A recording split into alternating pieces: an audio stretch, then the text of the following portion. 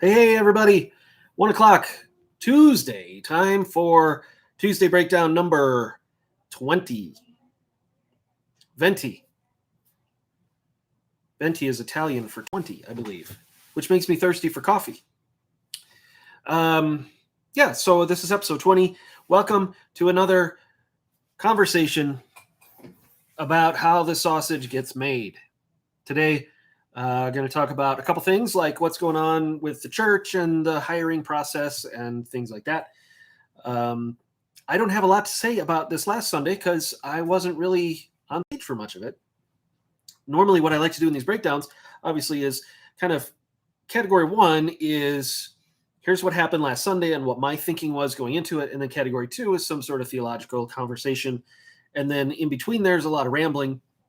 Today might be more ramble than maybe you're used to. But I'll try to make sure you get your money's worth for sitting and watching this for a half hour. One of the things I want to talk about is obviously Gino was here on Sunday and candidating. And if you didn't get a chance to see his testimony from Saturday, you totally should. If you didn't get a chance to watch the sermon, you totally should. Those things are available here on the church YouTube page where you are right now, if you're watching this.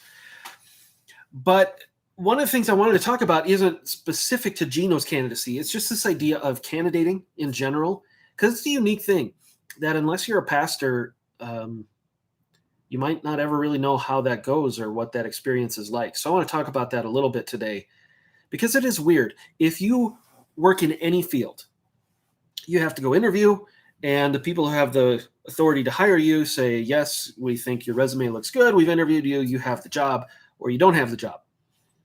And that's always an arduous process for anybody who's unemployed and looking for work. But in a church, it's more than that. In a church, it almost feels like you're going in for a physical. And watching Gino go through this, he did great. And watching John Gardner go through this a couple months ago.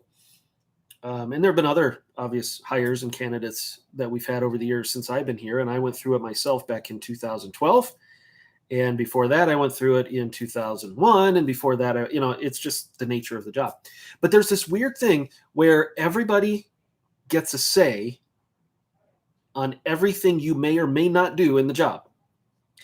And it's a really weird dynamic. And I'm talking hopefully to people who call Grace their church home or who might someday call Grace their church home. And I'm not trying to say that your questions aren't valid. They are totally valid.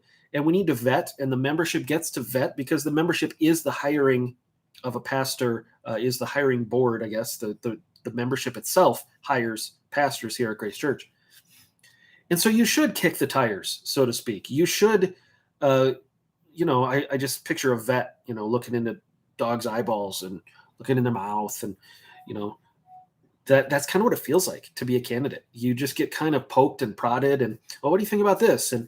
And watching it from the sidelines, as I have for a couple pastors now here, it always tells me more about the congregation than about the candidate. I always learn more about what the concerns, some legitimate and some more kind of hobby horse things people have, than anything it really tells me about the candidate. And I remember when Mike, our worship pastor from a few years ago, was interviewing and candidating, he took it all in stride and did a great job. But the kind of questions he got, talk about a controversial role, music in a 50-year-old church. What are you going to do? And I remember some of the questions like, are you going to get an orchestra? Are we going to be like this high-end musical training facility for a church? Are we going to get a reputation in church for being this great? Are you going to do traditional? Are you going to contemporary? And even now, as people visit churches, that's like the first thing they want to know. Because other churches in town are moving away from traditional services and things like that. And so even lately, the visitors we've been having, that's one of the first questions they ask. So when you're a candidate like that, you're going to get poked and prodded. And I remember when I was candidating, it was, well, what do you think about Israel? Or other guys who have come through, like, what do you think about literal 7-day creation? So it kind of depends. But again, it's always revealing to me that it tells me way more about the people in the room than the candidate. And I think with Gino, that is coming through as well. And I don't just want to, again, it isn't specific to him. It's just what was the most recent experience I had. But I think John went through the same thing. But like, when you're talking about care ministry in particular, we're hiring somebody for the shepherding and caregiving of the people who are here, right? And I've been talking through the Core Value series and through the Come, Grow, Serve, Go series. You've heard a lot about, we don't exist for ourselves. We need to have one eye here, but one eye on the mission. We need to constantly be going out, and we're not here for ourselves. We're not here to just babysit people. We're not, we're here to develop people to go. And it's not all about us. And it's not all about getting all of my itches scratched and who's gonna visit me with cookies to make me feel good that I go to that church. But at the same time, the nature of this particular role is bringing some of that out, I think, of us, of, well, what's in it for me? If I hire you, how will you benefit me as a church member? And again, I've seen that in all the candidacies. It just so happens because this is a care pastor position, I'm seeing it a little more. And I get it. I think there's something to that. Obviously, we want, if we're involved and we're buying into this, and we are, in a lot of ways, the membership is they're the shareholders of the quote unquote company. And they want to know, how is this going to better our church? And in particular, me. What does this mean for me? Are you going to oversee this? And if so, are you going to do it in a way that I want you to? And so we're kicking the tires. We're checking out the car. Well, I kind of wanted this in the car I'm going to buy, but you have this. Is that really going to be an okay trade-off? I wanted blue, but you only have orange in stock. There's not a lot of orange cars. Maybe I should have picked a different color. Black. You only have black in stock, but I really wanted blue. I think I can live with that. Like, it's amazing how we approach these types of things as members. And when you're the guy, when you're the candidate, boy, it feels like that. It just feels like, okay, everyone has these expectations that they think they have, and I know I'm not going to meet them all. And that's part of the get to know you session. That's part of the trust that may or may not be there. But at the end of the day, you still have to go home and be like, well, this is who I am. This is who God has made me to be. And it's either going to be what that church needs or it isn't. But the candidate can't get all caught up in every little preference that every member has. And I guess the reason I'm saying this is if you're a member of any church, but certainly if you're a member here at Grace Church, I just kind of want to give you that. I'm always trying to get you a peek behind the curtain of what it's like for the pastor. And that's what it feels like. And so I want to give you that peek behind the curtain so that maybe you as a voting member can say, okay, I get it. And it's not a dog and pony show and I'm not buying a car. I just need to pray about this and trust the Lord and trust the search committee and trust the elders. And the other thing I noticed, and this always happens, and I think I even said it in the Sunday Q&A, when you have a search committee and then you have a staff and then you have an elder board and the candidate goes through all of that gauntlet before going to the congregation, it's very rare that anybody in the congregation asks a question that hasn't already been thought of. But at the same time, we absolutely want the congregation to have that process so they're not going into a vote blind. They are asking the questions. And so it's a beautiful thing to see people coming up with the same questions that the search committee already thought of, because that confirms the search committee is asking the right questions or thinking of representing the congregation well. But at the same time, from the candidate's perspective, there's got to be this feeling of, and Gino hasn't said any of this to me. This is just, again, me projecting on him, having been in that spot. There's got to be that point where the candidate is just like, how many times do I have to answer this same question? Okay, here's my stock answer. I'm going to say it again. I'm going to say it again. I'm going to say it again. And that is part of the process. And again, I think if the members can know that, they can be a little more sympathetic and appreciate that that's the process. Again, if there's still, at the end of the day, he didn't answer it in the way that I think it needed to be answered, and so therefore I can't vote for him, that's totally okay. That's the process. That is how the Spirit works through the kingdom of priests, that we all get a chance to lean into the Spirit and figure out what he's telling us. And as a candidate, I'd want to know if half the church thinks that I'm way off base on this thing, but I really believe that. That's probably not a church I want to be at anyway. So it is a good process. At the same time, it can be really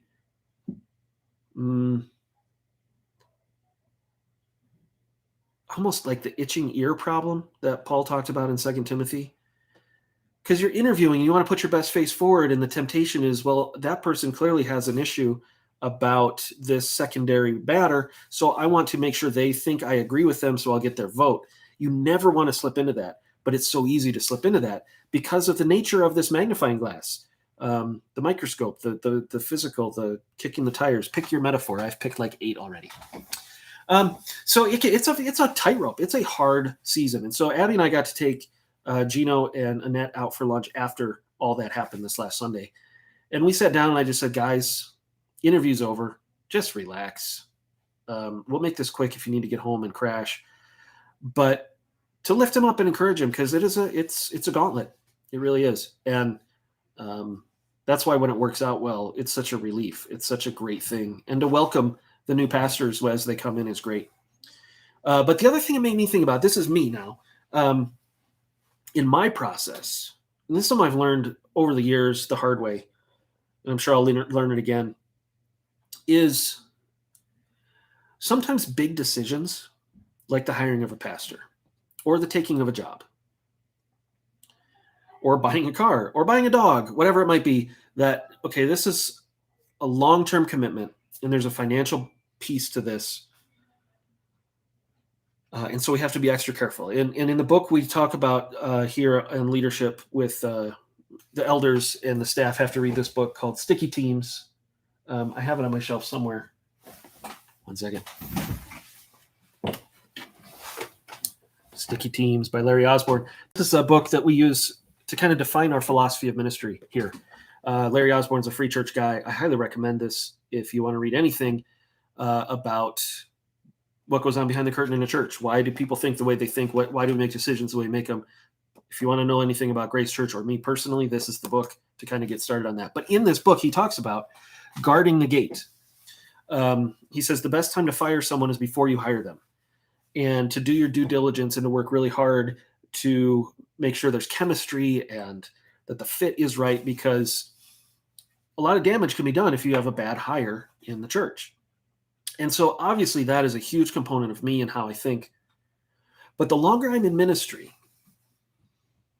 and the longer I just live as a human being, as somebody who makes decisions, whether it's as a dad or as a husband or as a pastor, or just a living human being, the more paralyzed I get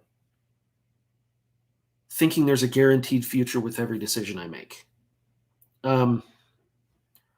As if I can know today what future Jeff will know in a year. And if I can't get a sense that, okay, this decision will absolutely 100% be guaranteed never to fail, and 5 years from now it will still be successful. If I feel like I can't pull the trigger until I know that, I will never pull the trigger. And I've come to a level of contentment and freedom and relief to feel like, I don't care what future Jeff's going to know. I don't have access to that data. All I have is the access to the data I have that present Jeff knows. And based on this data, this is the right decision. And then if in 5 years I have a bunch of new data, when I get there, I also have to be able to say, you know what, I don't care what past Jeff knew. This is what I know now. And so this is the right decision now. And this really came home to me during the whole Sandstone thing, because speaking of candidating and interviewing, when I was interviewing here back in 2012, one of the major topics that we talked about at every interview was, what is your multiplication strategy? Because we're growing and we can't build. We can't expand the facility anymore. So if we get there, potential pastor, what's your multiplication strategy for us? Or what's your growth strategy? I think was the question. And my answer was always, multiplication is my strategy. I think that's the biblical model. And it has nothing to do with being the biggest church in town. It has everything to do with get gospel-centered worship communities as many places as possible, whether our name's on it or not. So like what Whitefields is doing, I feel proud about, because we had a big hand in getting that thing going. Whether it's a Grace Church is on the sign now or Whitefields is on the sign, I don't care. And that was always kind of my multiplication strategy. But since that's what was the vision that I had at the time, when the opportunity came up to multiply and be multi-site, it was a no-brainer. We leaned into that, of course. And the more research we did, we thought, okay, campus to daughter makes the most sense based on the data we had and the opportunities that the Lord was opening in that moment of time, the ability to have that location, the way the conversation was going. I mean, not everybody, it wasn't a universal, yes, this is what we should do from everyone in the church, but there was still an excitement like, yeah, this actually could make sense and this could work. And so in 2016, 2017, when we pulled the trigger on that, hey, Jacob, thanks for checking in. That was the data we had in front of us. And so we absolutely went with it, and it was great, and it worked, and it was a success. But when the conversation came up in 2019 of, is the right thing to do for our church now to shut this down? Obviously, like everybody else, I was like, what? No, can't be.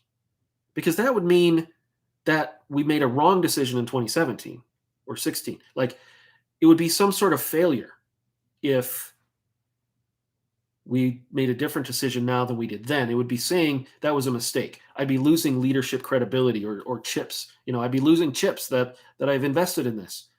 So obviously that we have to plow ahead. We have to make this work because we committed to it.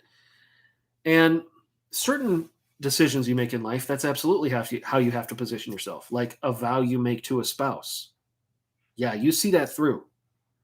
That's a covenant relationship you have.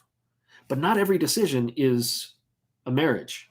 Some decisions are, this is the data I have in front of me, so that's the decision I'm going to make. 3 years later, this is the data I have in front of me. This is a decision I have to make. And it doesn't mean that 2017 me was wrong. And it doesn't mean that 2019 me was wrong. They might have been. I can make mistakes. We can make mistakes as a church. It happens. Fortunately, we serve a God who redeems mistakes. He's in the redemption business, and he's sovereign over all things, and nothing we can do can mess up his perfect plan. So there's freedom in that as well. But at the same time,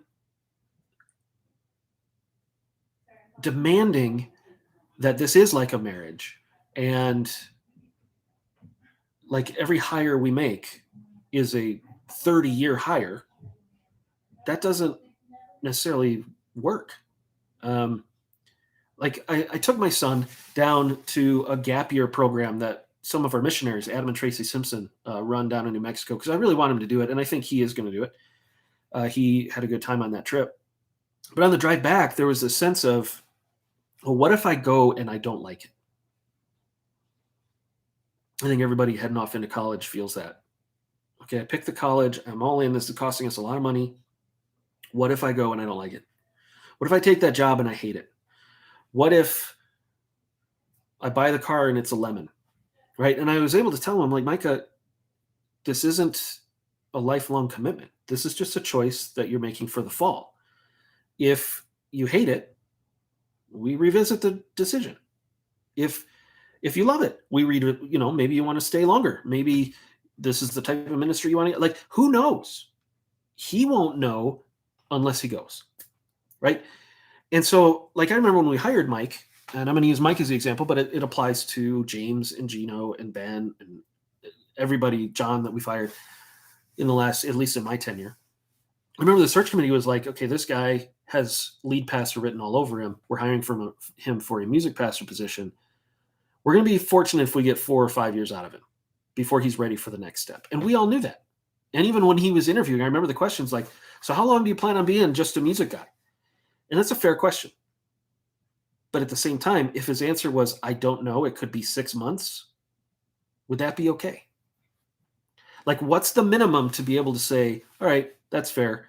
If we get that much out of you, that's worth this choice. And it reminds me of the baseball trade deadline, right? Okay, I can't re-sign this guy as a free agent. I got 2 more years of control, or I have 6 months of control, so maybe I should trade him. And like, some guys you sign as, right out of college, and you hope that they'll be with your team for their whole career. Other guys, okay, if we get a 1-year deal for however much money, that's worth it because he's a veteran presence in the clubhouse. Like, building a team is always like this. It's always like this.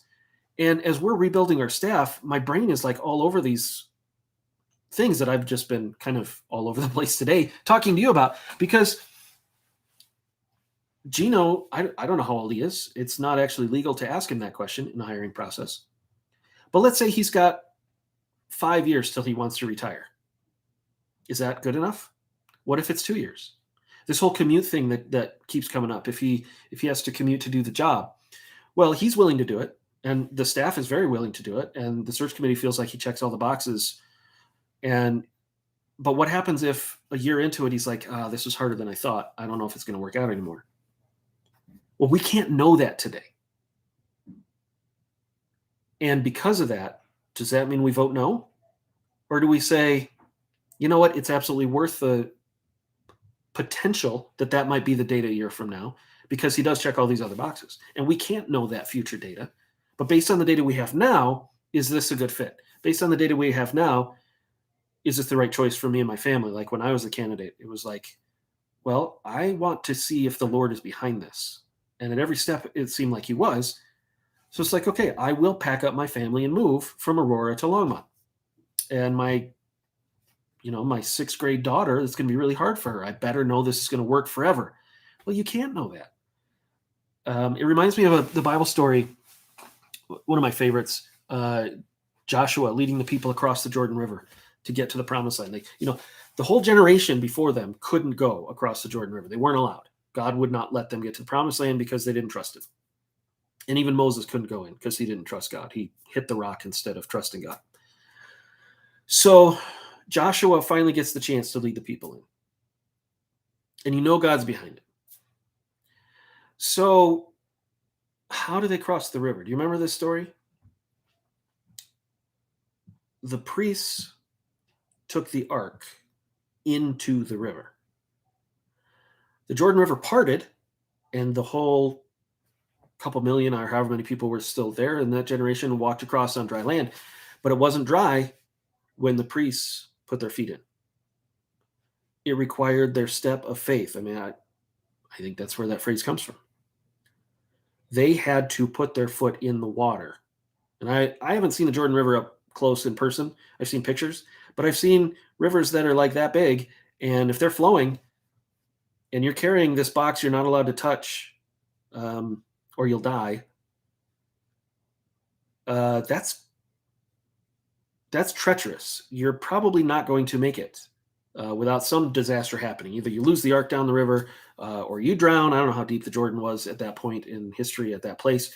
All I know is they had to trust this is where God is leading us, and that water's not going to part until we put our foot in it. And so much of life is like that. So much of pastoring is like that. And a lot of times I think our demands as people for safety and security and answers get in the way of that. I think we need to look at the data we have right now and say, is God behind this? And if so, let's see what he does if we walk. I mean, I remember when we went through Joshua as a sermon series 6 years ago now, maybe more. It was one of the earlier ones I did in my tenure. But the motto was, we walk, God works. Marching around Jericho, same story. What are we doing? Well, this is the data we have. The commander of the Lord's army said to do it this way, so we're going to do it. I mean, that doesn't make any sense. But what about this? What about this? What about this? Those aren't data points we can answer. Here's what we can answer. And so we're going to put our foot in the river. We're going to walk around the city. Anyway, I think hopefully that's an encouraging theological perspective on it. That has been my thinking through all this kind of staff rebuild. And even the staff loss has been kind of like, how did we get here? Did we make mistakes? Would past Jeff have done things different if we knew it would get here? Or what about future Jeff? What is he going to know? And it's like, that's just not how the Lord created us. And that's not how he works with us. We need to say, yeah, we think this is a good decision. And if we're wrong, God can redeem it. But we won't know until we do something, until we move forward. So thank you for moving forward with us. Let's see, some other specific things. That I thought the weekend went really well. Thank you to everybody who's participated in this process. We are going to be voting on Sunday. the 15th after the second service. So if you come to the first service, you can either vote on through the YouTube online portal that will be open during that time, or you can come back and vote in person. Hopefully there won't be a whole lot of discussion, but at least we will have some availability for discussion. And I'm excited. Just so you know, I think he's a great fit. I think it's hilarious that when I talked to him on the phone about his commute issues, he heard his own words come out of my mouth. And then when he came to the elder meeting for that interview, I heard my words come out of his mouth on a bunch of other issues, philosophy of ministry issues. Like he said axioms that I've never heard anyone else say but me, and things like I say all the time. I don't think he actually dropped if it's not relational, it's not ministry, but it was that type of thing. Like he was saying things and I'm like, wait, that's what I say. So it's really cool. And then I thought it was hilarious as well that he served for the last couple decades in the same area that John Gardner grew up and knows like the back of his hand. So to see those two get together and start talking Cleveland suburbia history was pretty amazing. So there's a lot of those types of things where it's just kind of like, okay, Lord, I think I see what you're doing here. So that was good. I'm excited. And this Sunday we're back in Luke. So again, part of seeing how the sausage gets made, I'm back into all of my Luke commentaries, getting ready for the last stretch. Latter half of Luke 19 to the end of the book is where we're going to be in this for the foreseeable future. Hopefully wrap that up right before Christmas. Have no idea what we're going to do in 22.